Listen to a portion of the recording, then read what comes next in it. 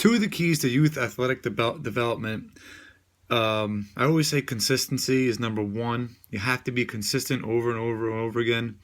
The second one is patience, and here's why. They say it takes 1,000 reps to learn a movement properly, and 3,000 reps to fix something. So if you learn to run improperly, think about how long it's going to take to fix that.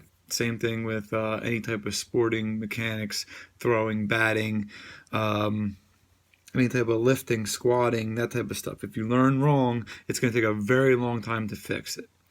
So if you rush it, if you don't have patience and you rush it, you try to do things that are too soon, too much, too soon, too fast, an athlete is going to learn things improperly, and it's going to take a really long time to fix it. This is like one of the problems I see when I see older athletes come in, like high school, college, seniors in high school, college kids, and they have deadlines.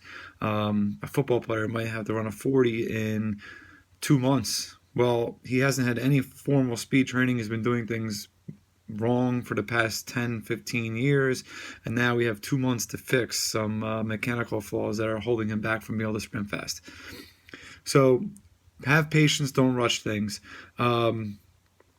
The other thing is you can never regress from a stimulus. So your body is governed by its central nervous system. And if you overload it too fast, those steps that you would have taken to get from here to here, you skip them, you can never regress back and get these again. These things are going to be ineffective once you are up here. That's why training programs are typically different from beginners to more advanced people, because when you're more advanced, you have to find different ways to stimulate the body and keep progressing to trick your nervous system.